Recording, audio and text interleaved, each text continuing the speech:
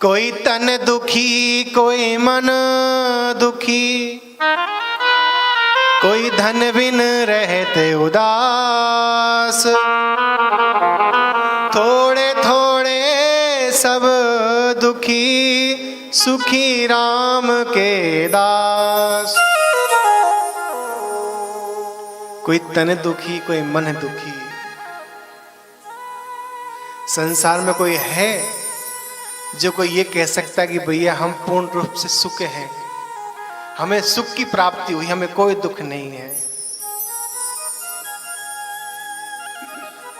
कोई तन से ग्रसित है, किसी की घुटनों में दर्द है, किसी के शुगर है, किसी के बीपी है, सब परेशान है।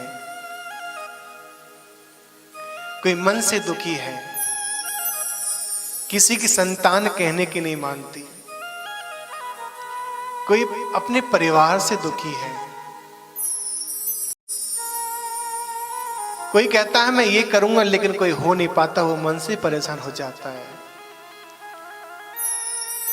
हम सोचते हैं हमारा बेटा बड़ा होगा, हमारी सेवा करेगा, लेकिन जब बेटा बड़ा होता है तो रास्ते से भटक जाता है, हम उसकी सेवा से वंचित रह जाते हैं। वो मन से दुखी हो गया। कोई धन भी न रहे तो उदास है।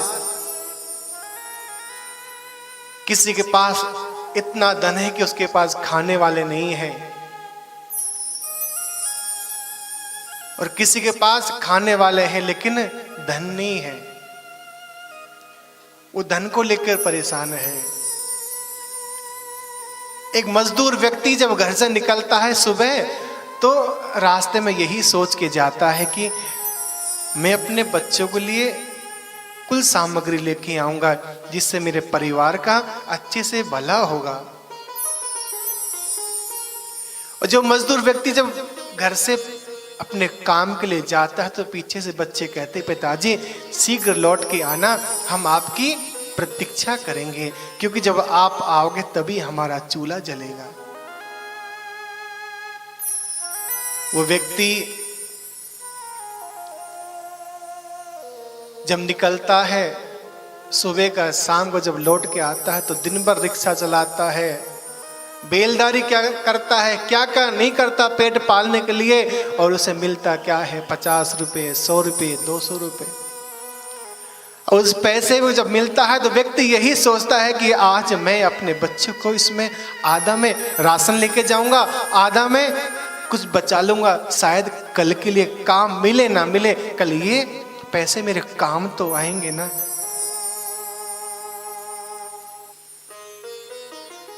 और जो मजदूर व्यक्ति घर को जाता है ना, तो उसके बच्चे हाथ पकड़कर कहते हैं, पिताजी कुछ सामग्री लाए क्या,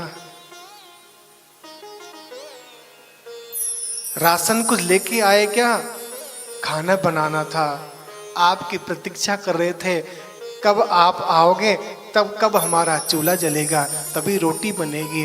वो व्यक्ति अपने बच्चों को सांत्वना देते हुए कहता, बोले पुत्रों, बोले हे मेरे बच्चों, आप चिंता मत करो, मैं आपके लिए बहुत सारी सामग्री लेके आया हूं।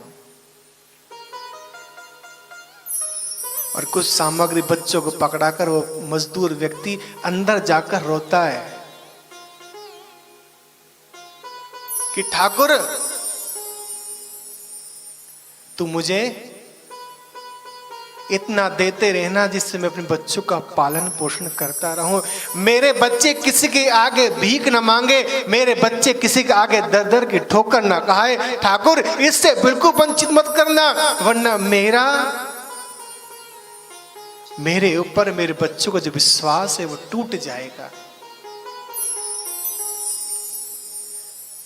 पिता अपने बच्चों के लिए राजा होता है, पिता अपने बच्चों के लिए राजा होता है। जब एक पिता के साथ में बच्चा उंगली पकड़ कर बाजार में जाता है ना, तो पिताजी से बच्चा कहता है, बोले पिताजी ये खिलौना दिला दो, ये चीज दिला दीजिए, ये भी सामग्री दिला दीजिए, ये वाला दिला दीजिए। पिताजी अपने बच्चे को मना नहीं करते, और जब कहता बेटा जरूर दिलाऊंगा, और जब बेटे को लेकर जो दुकान पर जाता है ना, तो बेटे का मुख तो दुकानदार की तरफ होता है, लेकिन पिता उस दुकानदार के आगे हाथ जोड़कर खड़ा रहता और कहता है बच्चे को महसूस मत होने देना कि मेरे पास धन नहीं है, वरना मेरा बच्चा सोचेगा मेरे पिता के पास आज खाने को नहीं है। अरे मेरे पिता के पास आज खाने को नहीं है तो मैं लोगों से क्या याचना कर सकता हूं।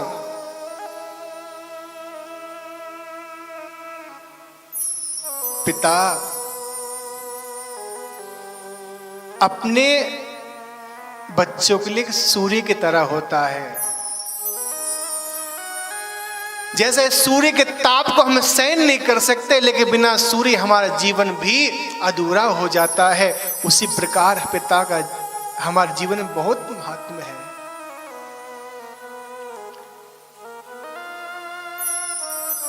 पिता अपनी फटी बनियान को पहन लेगा, लेकिन उसकी सोच यही होती है कि मेरे बच्चे हमेशा अच्छे कपड़े पहने, अच्छा खाए।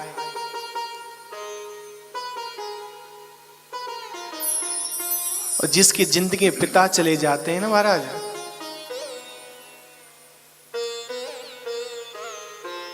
तो वो यही सोचते हैं कि शायद हमारे भी कोई बाप होता तो हमें भी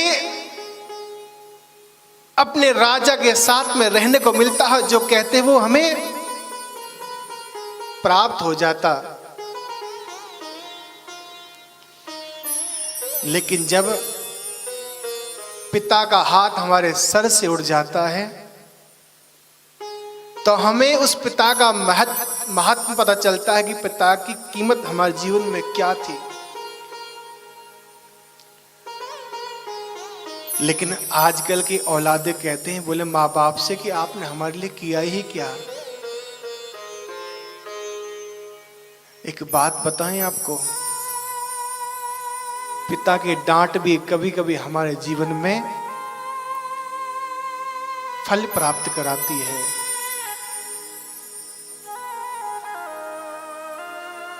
एक व्यक्ति ने पूछा, बोले भैया माँ बाप में अंतर क्या है। उस व्यक्ति ने कहा, बोले भैया माँ बाप में अंतर तो कुछ नहीं है, लेकिन हमारे जीवन में माँ से अधिक पिता का महत्व है। बोले क्यों?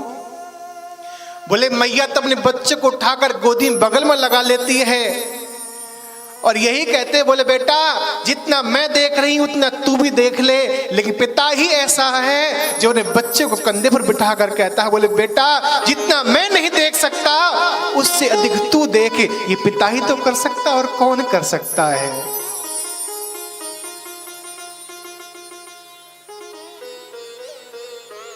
लेकिन जब हम अपने माँ बाप से ये कह देते हैं ना कि आपने हमारे जीवन में किया ही क्या है,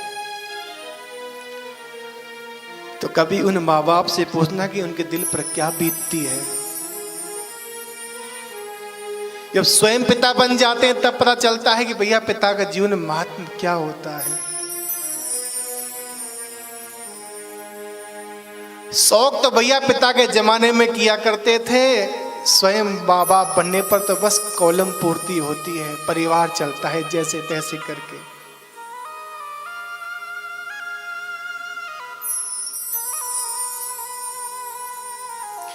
हम दीनन दुखिया भारी, मैं शरण में आयो तिहारी।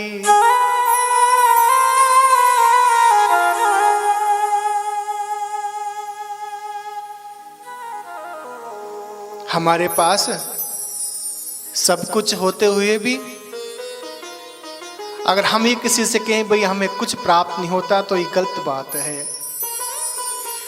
कम रूपी शब्द को जीवन में कभी लेकर ही मत आइए कि भाई हमारे पास धन कम है, समय कम है, कि मकान कम है, जमीन कम है। नहीं नहीं, जो ठाकुर ने दिया बहुत दिया, इतनी मेरी औकात नहीं थी ठाकुर जितना तूने मुझे दे दिया है।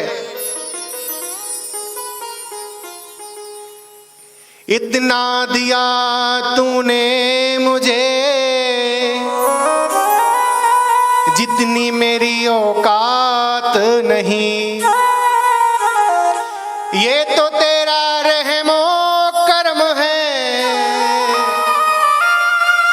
वरना मुझ में कोई बात नहीं। हे गोपाल, ऐसा मुझ में कोई गुण नहीं है कि तू मुझसे रीझ जाए। ये तो तेरी दया दृष्टि है, तेरी कृपा है कि तूने मेरे अंदर गुण देखे और तू मुझ पर रीझ गया और तूने इतनी कृपा कर दी। क्या हमारी इतनी औकात है कि हम ठाकुर की कथा कर सकते हैं या कथा कह सकते हैं? नहीं नहीं,